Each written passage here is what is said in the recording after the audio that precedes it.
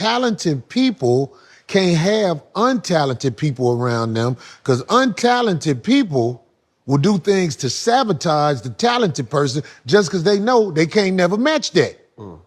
Like if you're a good swimmer and you hang with somebody who's not as good as you, they gonna try to do something to say you ain't swimming right or something like that. This might sound crazy, but this is real. If you got somebody around you who's not just as talented as you, on the same level as you, they're going to start getting mad just when they see you shine. That's how life go. A lot of people don't know that. In fact, them people who ain't as talented as you, they'll make you think that you are a bad person for displaying your talent. They try to hold you back. I'm here, oh, you think you too good. They think they too good for us. They think they better than us. You tried to make them be worse than you. You tried to pretend that you was better than them. How about that shit? You tried to put them under you. You made the assumption that they were not loving, they weren't caring, they weren't respectable, they didn't have no integrity, they had no morals, no values for their own life, let alone yours. You wanted people to believe that they was the bottom of your fucking shoe. Now look, you are the gum on the bottom of the fucking shoe trying to stick to this person. You trying to hold on to this person. You trying to control this person. You trying to control the narrative around this person's life. Because you can't walk in their energy. Because you can't walk in God's light like that. Because you don't know him. That ain't nobody's fault but yours. How you gonna be talking about God forgive me, God I love God, and turn around playing in fucking magic? Strike that from the record. Playing in negative fucking energy. Because all magic ain't dark. I'm clear. You gossip about this person all day. You do shit behind this person's back all day long. Why are you doing it in secret? That's what I want to know. Why couldn't you just say, look, I don't like the person, and leave them the fuck alone? But no, you couldn't do that. That was too easy. Because it was more than just about you not liking them. You were jealous. You were jealous and envious of how this person's life was going. This person's a healer. This person's a loving, nurturing person with a gift from God to heal people from their traumas and burdens. And what? You were mad because you couldn't do it? You could have did it, but you chose to do something else. Let's be honest about this shit. You chose to live your life the way you wanted to. You did not choose to take the narrow path. And now you're trying to stop somebody that is. That's crazy. I'm hearing a trumpet. The trumpet has sounded. One thing's for sure, two things for certain. I don't care who won. It ain't even about winning. People be trying to drag your ego into something to make you feel like you have to win energetically. Now you gotta hit below the belt, do the most to meet them where they at so you can win. I'ma draw this line in the sand. You stay over there, I'ma stay over here. I don't care what you're doing, what you're saying to make yourself look good, feel good. You could tell them you won. It don't make me no difference. Just don't cross this line energetically, physically, or emotionally. And you could tell everybody how you did your big one. Okay, go ahead. Listen, don't always be so quick to help somebody, jump up and save somebody, or bail somebody out of trouble. Because a lot of these folks, they're not just going through something, hit a bump in the road. Most of these folks is facing their karma. And karma is not a bad thing. It's meant to break people down and break them out of that raggedy ass character. A lot of people need that spiritual ass whooping. A lot of people need to be hit with that hardship in order to sit with themselves and come to some realizations about themselves, in order to break out of them vicious ass cycles of manipulating people, swindling people, taking advantage of people. So don't always be so quick to help somebody, especially if you see that they always going through something, they can never catch a breakthrough. It's because they ain't learned no lessons. You got to learn lessons and fix your character in order to elevate.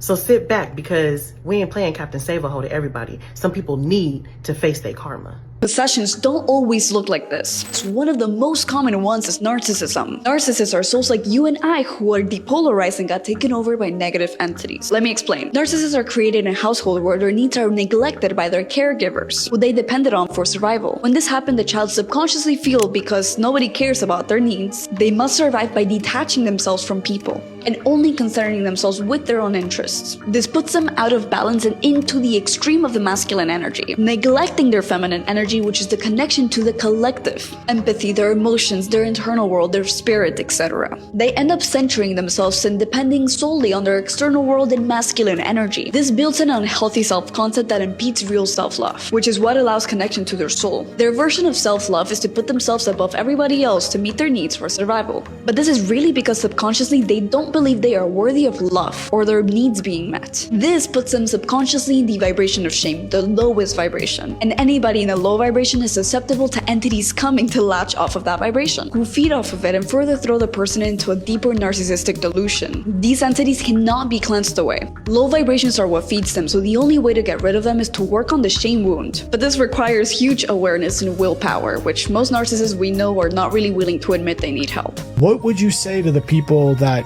call this demonic and possession? Because that's probably the number one hate we get thrown our way. That's the comments. That is the comment section. I'm familiar with that. What he said is, look, I'm going to paraphrase this very quickly.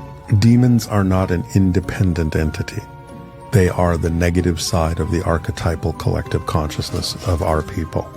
That's what we think. They manifest as your level of fear carves them out of the clay of our collective consciousness and represents what the issue is that you're dealing with on the negative side, on the dark side.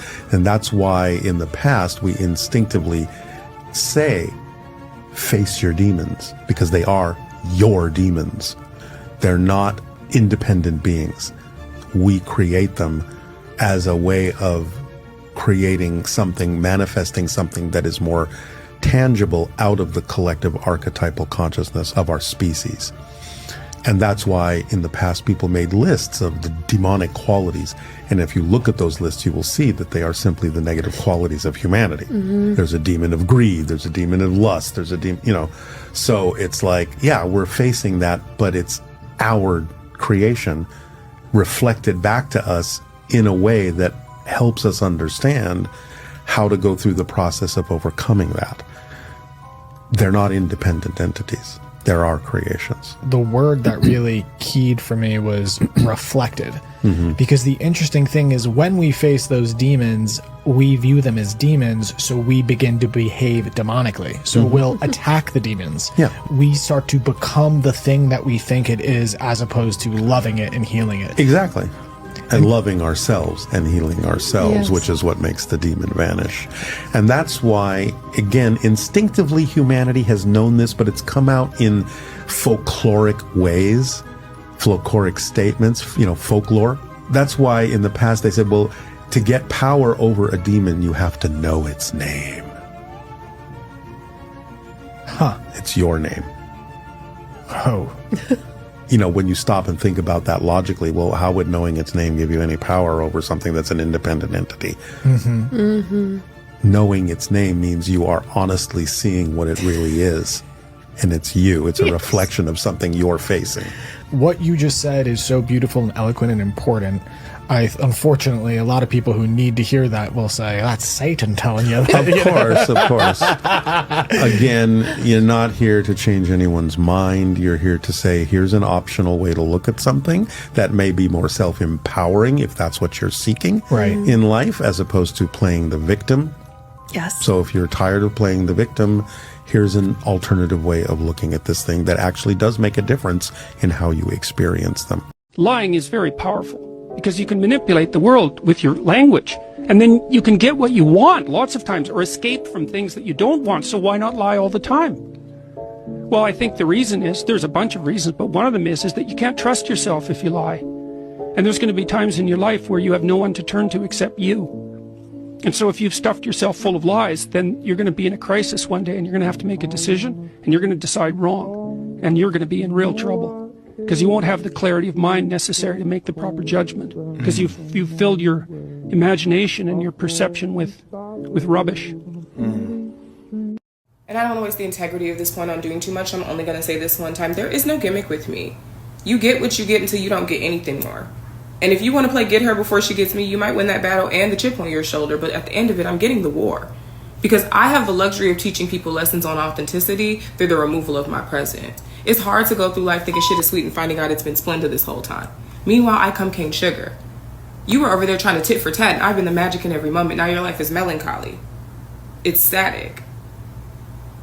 You were so scared to be vulnerable that you just blocked your own blessings. What was that about? I was trying to be there for you. I swear my favorite part of your story is that jaw-dropping moment. Boop-bop, I live for this part. I live for the part where the jaws drop to the motherfucking floor because everybody who underestimated you, everybody that thought there was no way you were going to do the things that you said you were going to do, their jaws are dropped to the floor. They're shook. How did you show up like that? How did you do that, Boop-bop? How is that even possible? How are you showing up the way you're showing up? See, it didn't look like it was going to be possible, but you made it possible because you're magical. And that's my favorite part of your story. It's the jaw-dropping moment. Even your jaws dropped. You're like, that's me? You're going above and beyond what you even thought you would do for yourself. Like, this is wild in the best way, and I love it for you. Also, somebody really doesn't like how easy you're making something look. Whether this is just the fact that you defeated them and you're still prospering when they tried multiple times to take you out, or something that you're doing, some type of field that you're in, or some type of skill or ability that you have, it's like they really don't like that you're not stressed out, that you're not frustrated. Somebody wanted you to be shaken up, but you're not, and somebody's like watching you, because you have a lot of people watching you. Somebody's watching you like, why is this person still happy? Why is their money not messed up? Why are they still beautiful? Maybe if I hit them with 1,000 beauty spells, why? These people are such losers, yo. Why are they still walking around? When I try to take, like, it's somebody's trying to understand how something is possible, and they can't understand it, and it's pissing them off. Human being has to have a sense of purpose. The feeling of no purpose is suicidal. So what people do is they create a false sense of purpose. Their false sense of purpose will be attention. If I get so much attention from people and so much recognition, then I'm fulfilled. But then you can never realize that. You can never get enough attention. Other people say money. If I make enough money, man, I'm going to be happy. But we see how many people get to that point and they're not fulfilled and they're miserable. You as an individual, you had a purpose in life. You had something you were meant to achieve because you have a unique DNA, unique genetics, and unique parents, a unique experience. Something about you is truly original and weird. And to the degree that you mind that weirdness and your uniqueness, you can become fulfilled. You can create something beautiful and lasting. Marina Abramovich actually changed my mind. Unfortunately, for only about 5 minutes. At the 2024 Glastonbury Festival, she had a performance art piece. At the pyramid stage, she walked out in an all-white gown. She spread her arms, revealing it was a peace sign. They banged a gong and stood in silence for 7 minutes as they reflected on the world, hoping for peace. She made sure to tell everybody to touch one another. I was gonna come on here, honestly, and make a video and say that there are good people who do bad things and there are bad people who do good things, and that I shouldn't make judgment calls, and that while she does do spirit cooking, she also does do things like this. Things that can reflect a better side of her, etc. Who am I to judge either way? Then I remembered a little bit of research I had done. I'm a blonde-haired, blue-eyed boy. I know about my Nordic runes. It's a joke, by the way. The peace sign is an inverted symbol of life. It is the Nordic death rune. The peace sign actually symbolizes death, and she essentially had all of these people stand in silence while she spread her arms, portraying a death symbol towards them. I'm sure there's some sort of energy harnessing involved as well. These individuals like to deceive. The girl, Mac, Mark, the devil. Lucifer is the deceiver, the liar. Demons can even pose as angels. You almost had me tootsie. Have you ever wondered if time zones affected how we think? If I told you that time zones aren't just about keeping track of time, and that they were created as part of a secret global experiment for psychological manipulation and control. Time zones were invented not for convenience, but to keep different regions of the world in mental separation, creating artificial divisions that affect how we think and feel. Back in the late 1800s, when time zones were first standardized, powerful officials and early industrial moguls realized that people's energy, productivity, and even emotions were highly sensitive to synchronization with the natural rhythms of the day. If they could separate populations by hours, keeping people in different states of time, they could control the collective mood of entire regions. For instance, some time zones are intentionally kept out of sync with their true solar time. No, spirituality has been here from the beginning of time. And religions would derive from spirituality. All right, cool. Let me give you. That's why all religions literally practice almost exactly the same thing, because every religion is just basically its own spin on spirituality. It's its own spin, it's its own perspective, it's its own sort of riddle, but it all explains spirituality, because that's where it all started from. That's where religion started from. Let me break this down. They use it to control us though.